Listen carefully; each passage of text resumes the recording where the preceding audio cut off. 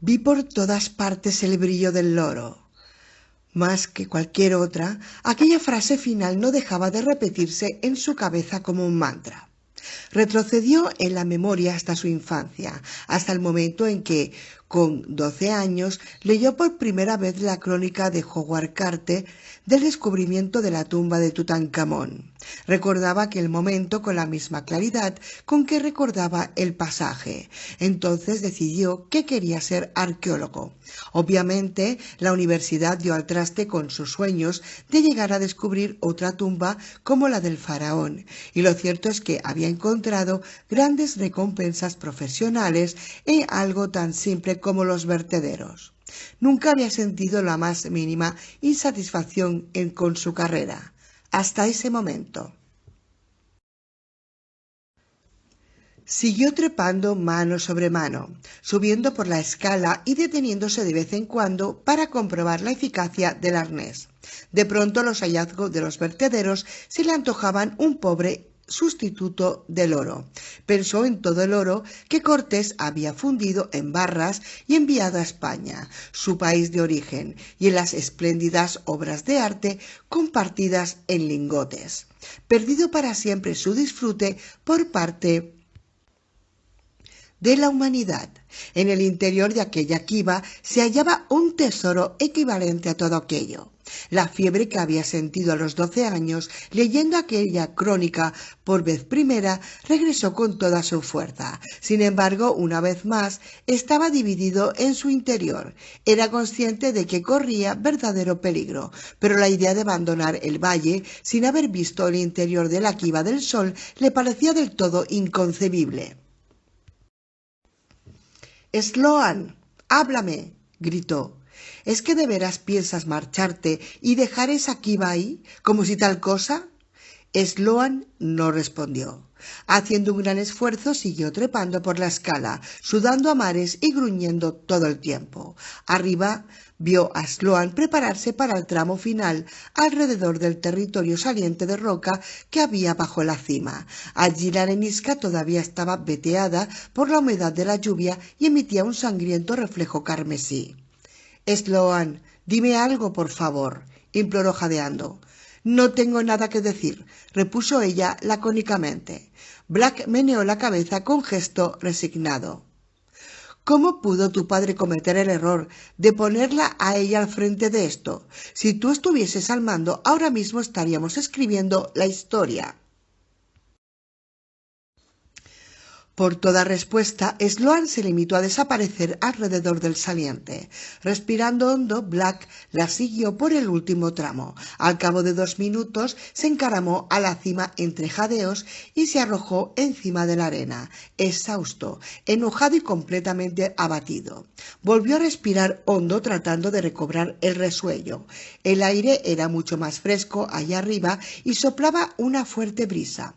La escasa vegetación olía a pinos y enebros. Se incorporó y se deshizo del incómodo arnés. Todo esto, empezó a decir de nuevo, todo este esfuerzo solo para que en el último momento te impidan realizar el mayor descubrimiento de todos. Sin embargo, Sloan no respondió. Black era consciente de su presencia, de pie a un lado, callada e inmóvil. Vi por todas partes el brillo del oro. De pronto sintió cierta curiosidad de saber por qué Sloan seguía allí de pie, sin hacer nada. Profiriendo una maldición entre dientes, se incorporó y la miró. La expresión de Sloan le resultaba tan enigmática e inesperadamente dramática que se limitó a contemplarla en silencio. La mujer había palidecido. Permanecía inmóvil, mirando el horizonte que se extendía por encima de los árboles, con los labios ligeramente separados. Por un extraño efecto de la luz, Black vio como el color amarino de sus ojos se transformaba en caoba, como si una sombra acabase de proyectarse sobre ellos. Por fin, sin apartar los ojos de aquel rostro femenino, se volvió lentamente para seguir su mirada. Una masa oscura se cernía por encima y mucho más de allá de la cordillera, tan monstruosa y terrible que Black tardó un momento en asimilar su verdadera naturaleza. Sobre la altanera proa de la meseta de Kaiparowicz avanzaban implacables nubarrones que presagiaban la inminencia de una tromba de agua cuyas dimensiones era incapaz de imaginar. Parecía más bien una explosión nuclear que una tormenta, pensó en cierto distanciamiento. La avanzadilla de nubes ocupaba al menos 50 kilómetros a lo largo de la columna vertebral de la meseta, transformando la cordillera en una zona de opacidad mortal. Detrás de la avanzadilla se percibía el grueso de la tormenta, levantándose e hinchándose quizá hasta unos 12.000 metros de altura. Se aplastaba sobre sí misma a la altura de la tropopausa y terminaba en una cabeza con forma de yunque de al menos 80 kilómetros de ancho. Una tupida y tenebrosa cortina de agua se derramaba desde su base, opaca como el acero, oscureciéndolo todo salvo el pequeño punto de la distante meseta con su velo de lluvia. En el interior de la masa de nubes tenía lugar un monstruoso espectáculo de relámpagos, un juego de parpadeos rápidos y furibundos impregnados de luz, inquietamente silenciosos en la distancia. Mientras Black los observaba, fascinado y aterrorizado al mismo tiempo, los nubarrones proseguían su implacable avance, extendiendo sus sucios tentáculos por el cielo azul. Allí, en lo alto del precipicio, hasta el aire parecía estar cada vez más cargado de electricidad, y el aroma de la violencia se pasaba por los pinos como si viniese de un lejano campo de batalla. Black permaneció inmóvil, perplejo ante el horrible espectáculo, mientras Sloan echaba a andar despacio, como una sonámbula, hacia el raquítico árbol que contenía el receptor meteorológico. Se oyó el clic de un interruptor y luego los sonidos de unas suaves interferencias. Cuando la unidad localizó la longitud de onda predeterminada, las interferencias dieron paso a la voz monótona y nasal de un locutor del tiempo de Page, Arizona, que estaba dando una letanía de detalles, estadísticas y números. A continuación, Black oyó con claridad la previsión: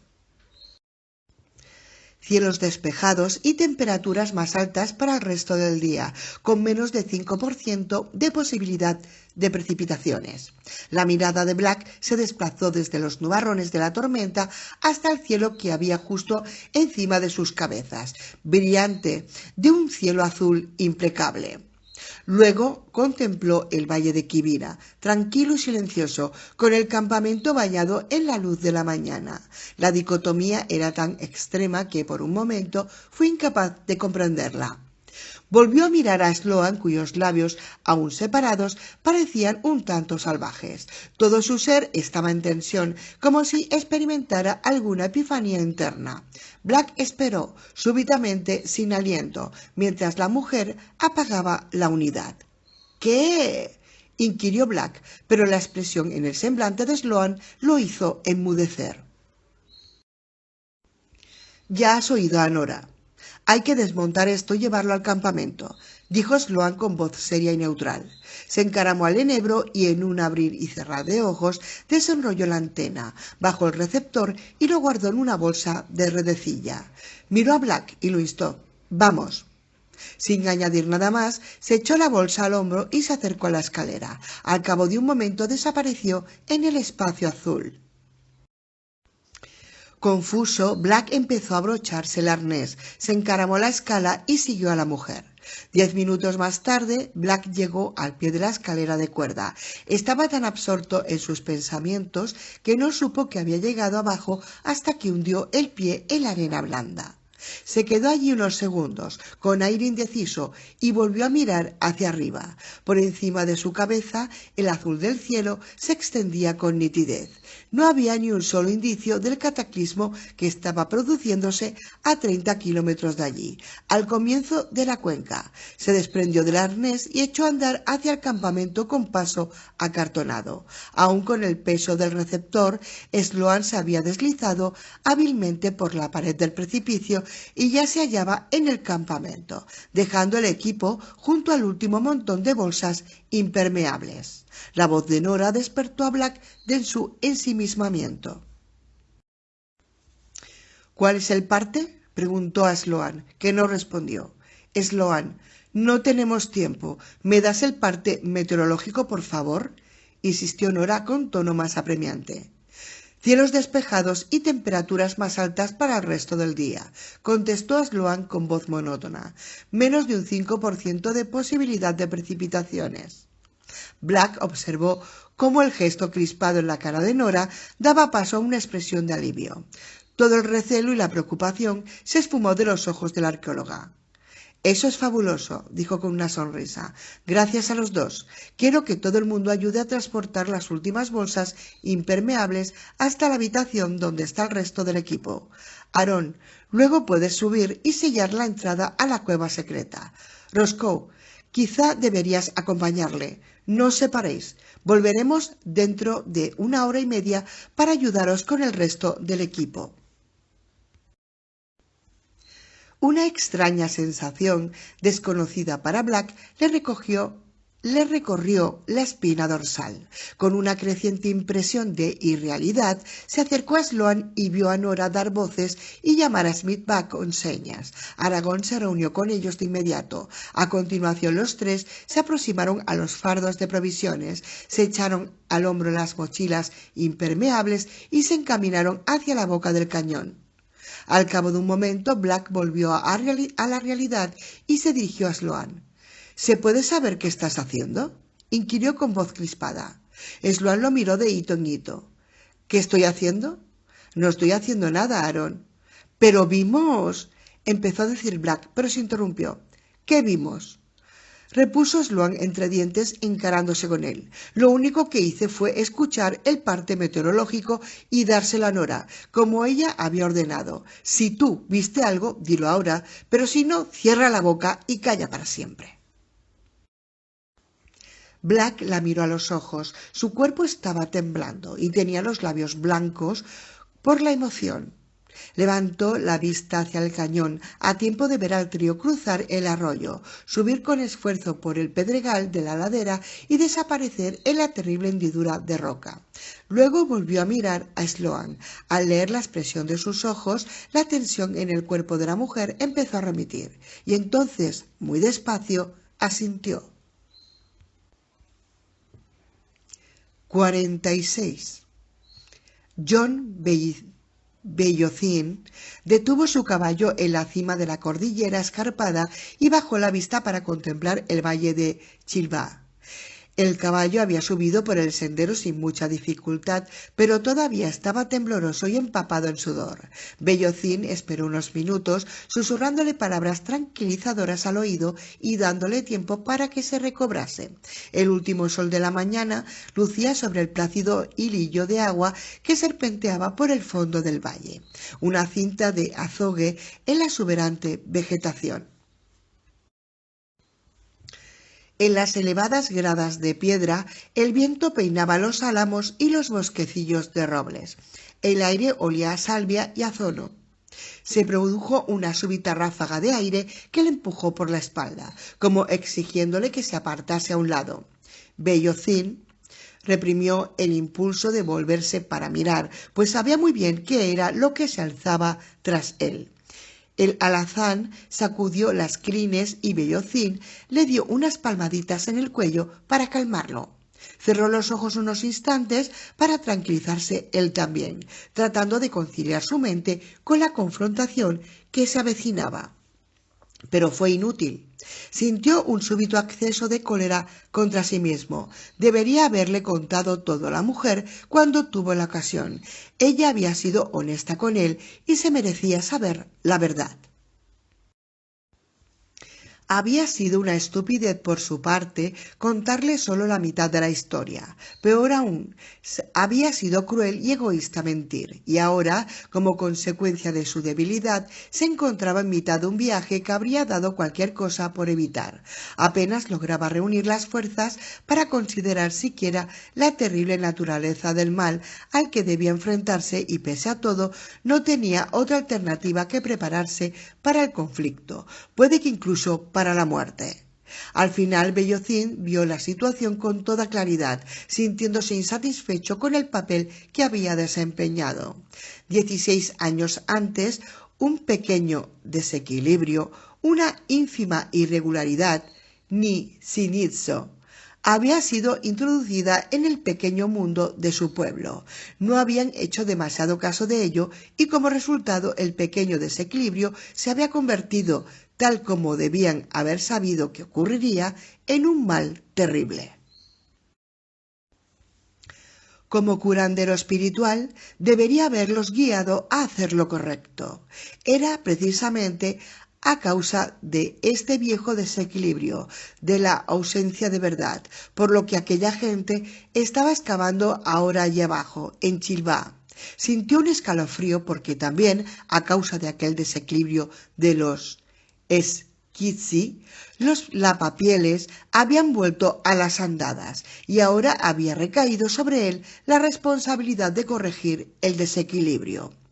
Finalmente se volvió de mala gana y dirigió la mirada hacia la tormenta, atónito al ver cómo seguía creciendo e hinchándose como una bestia gigantesca y maligna. Por si fuera poco, ante sus ojos se hallaba una manifestación física del desequilibrio. Estaba descargando columnas más espesas, más negras y densas de lluvia sobre la meseta de Kaiparowitz. Era una tromba de agua descomunal, una lluvia apocalíptica. Bellozín nunca había visto nada igual. Contempló la inmensidad del paisaje de luces parpadeantes que se extendían entre la masa de nubes y el valle, tratando de divisar el destello del agua al volverse. Pero los cañones eran demasiado hondos. En su mente veía las imágenes de las aguas torrenciales abatiéndose sin piedad sobre la roca de Kaiparowitz, las gotas transformándose en regueros de agua, los regueros en arroyos, los arroyos en torrentes y estos en algo que ninguna palabra podía describir con exactitud. Desató un pequeño fardo de una de las correas de la silla, un trozo de turquesa perforada y una piedra de espejo atada con crines de caballo alrededor de una pequeña bolsa de gamuza, que llevaba incorporada una pequeña pluma de águila. Abrió la bolsa, cogió un puñado de polen y maíz molido y lo esparció alrededor de él, guardando un poco para su caballo. Se pasó la pluma de águila primero por su cara y luego por la del animal. Este no dejaba de dar brincos con inquietud creciente, entornando los ojos hacia la inminente tormenta. Los arreos de piel de la silla se movían incesantemente bajo el viento, cada vez más fuerte.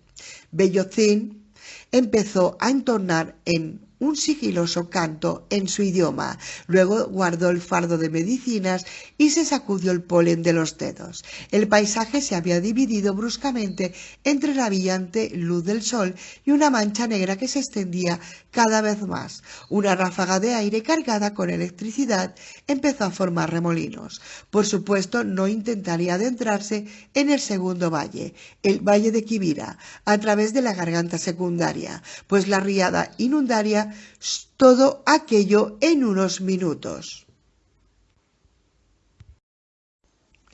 Eso significaba que tendría que tomar la senda secreta de los sacerdotes que había en la cima, el largo y difícil sendero de roca del que su abuelo le había hablado en susurros, pero que nunca había visto con sus propios ojos.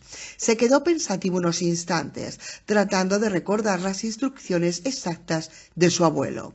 Era necesario, pues la senda había sido diseñada para producir una ilusión óptica, con el borde del precipicio más alto que el de la pared de la roca, de tal forma que era prácticamente invisible incluso desde unos pocos metros de distancia. Su abuelo le había dicho que la senda iniciaba el ascenso por los precipicios a cierta distancia del cañón secundario, cruzaba la amplia meseta de roca resbaladiza y luego descendía hasta el cañón por el extremo opuesto del valle de Quivira. Podía resultar muy difícil para un hombre viejo, puede que después de todos aquellos años fuese imposible. Sin embargo, no tenía elección, había que corregir el desequilibrio y restablecer la simetría natural. Empezó a descender hacia el valle rápidamente. 47.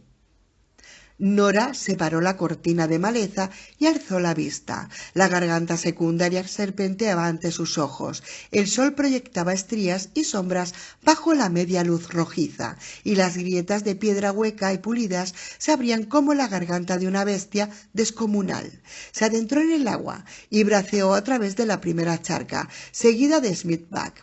Aragón, por su parte, cubría la retaguardia. El agua estaba fría tras el calor mortal y opresivo del valle, y la mujer trató de vaciar su mente, concentrándose tan solo en la pura sensación física, negándose por el momento a pensar en el largo camino que les quedaba por delante.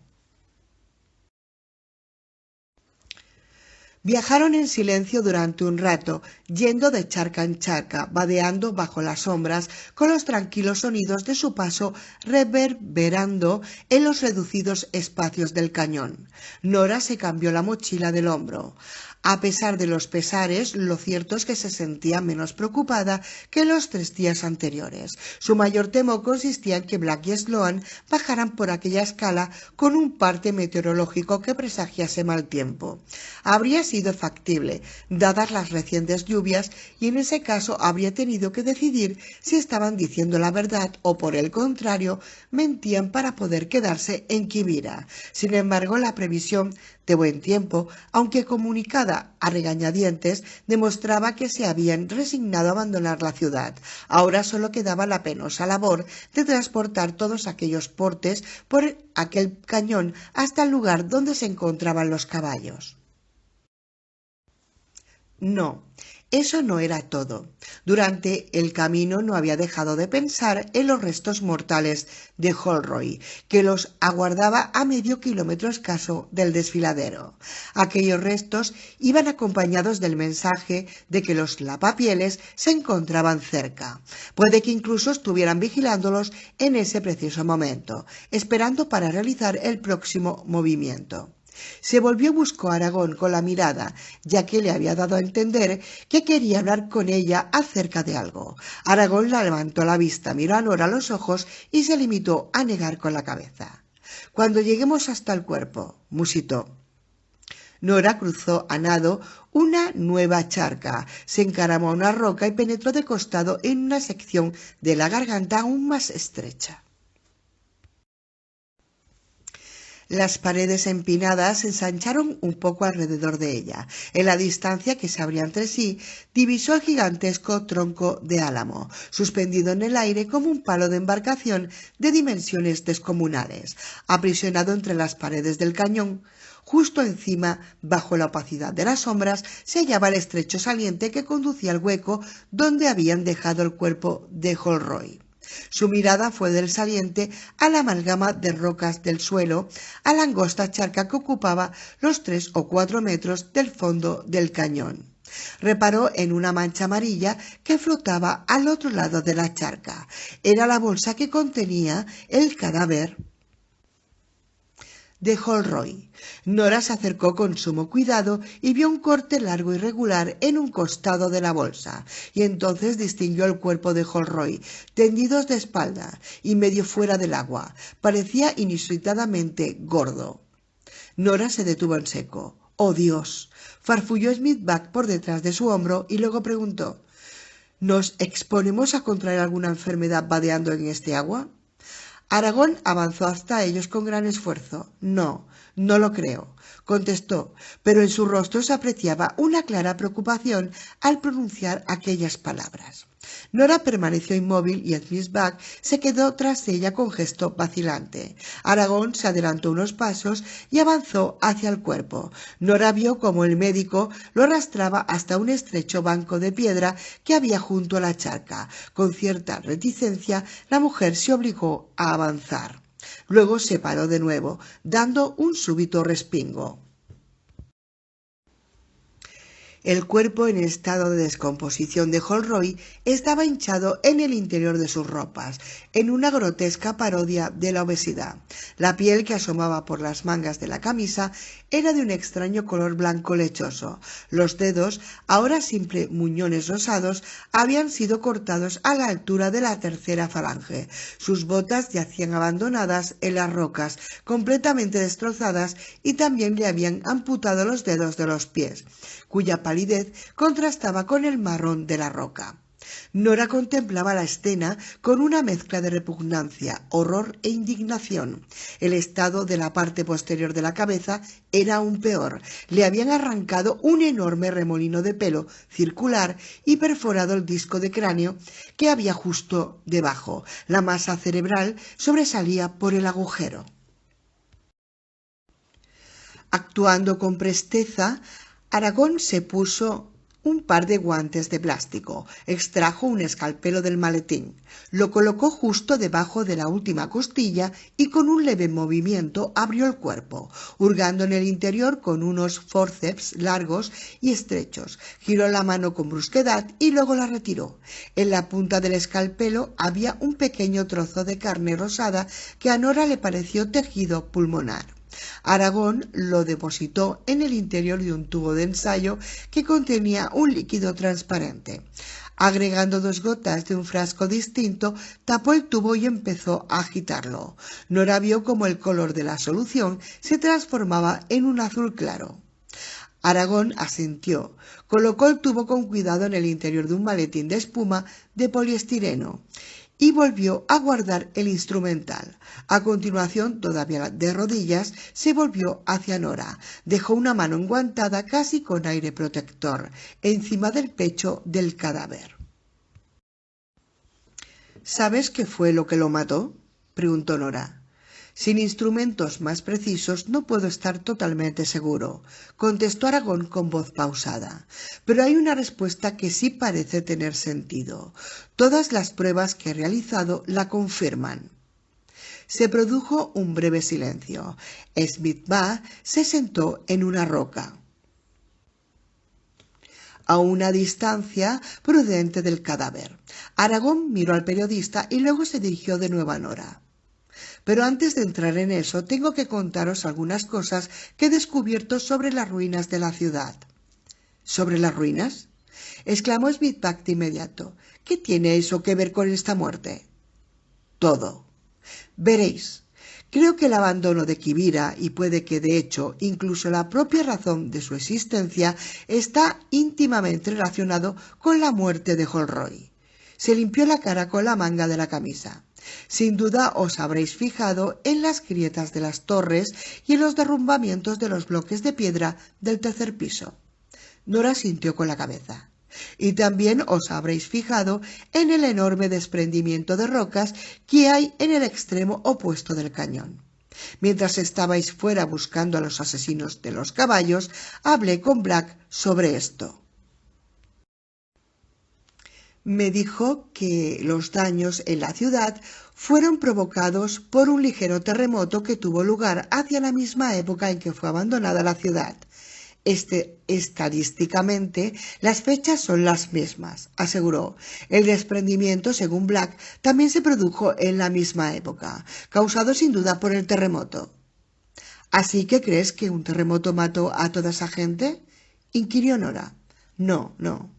Solo fue un temblor de tierra, pero ese desprendimiento y el derrumbamiento de algunos edificios bastó para que se levantase una enorme nube de polvo en el valle. Muy interesante, apuntó Smith-Ba, pero ¿qué tiene que ver una nube de polvo de hace 7 siglos con la muerte de Holroyd? Aragón esbozó una lánguida sonrisa y añadió: Pues resulta que mucho, porque da la casualidad de que el polvo de Quivira está plagado de Coccidioides inmitis. Es una microscópica espora micótica que vive en la tierra. Normalmente suele relacionarse con zonas desérticas muy secas, muchas veces remotas, de modo que la gente no suele entrar en contacto con ella, lo cual está muy bien, porque es la responsable de una enfermedad mortal conocida como la cocidimiocosis o también denominada fiebre del valle. Nora frunció el entrecejo. ¿Fiebre del valle?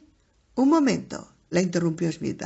¿No es esa la enfermedad que mató a un montón de gente en California? Aragón asintió.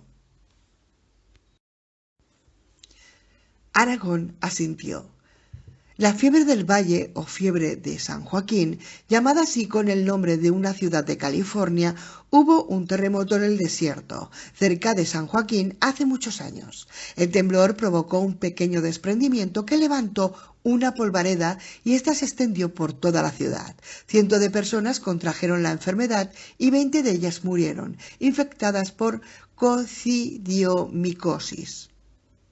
Los científicos dieron en llamar a esta clase de nube tóxica nube tectónica micótica. Frunció el entrecejo y puntualizó: solo que el hongo de aquí, de Quivira, es una cepa mucho más fuerte y más virulenta.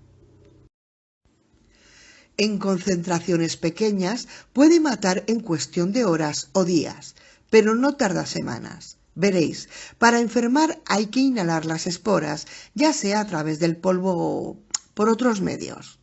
No basta con haber estado expuesto al contacto con una persona infectada. Se limpió la cara de nuevo. Al principio los síntomas de Holroyd me resultaban desconcertantes. No parecían deberse a ningún agente infeccioso que yo conociese, y desde luego murió demasiado deprisa para que la causa pudiera estar relacionada con las sospechas más probables. Luego me acordé de aquel polvo herrumbroso del enterramiento real. Miro a Nora. Os hablé de mis conclusiones con respecto a los huesos, pero ¿recuerdas aquellos 2 cuencos llenos de polvo rojizo? Tú creías que podían tratarse de algún tipo de ocre rojo, pero lo que no te dije es que ese polvo se componía de carne y huesos humanos secos y molidos.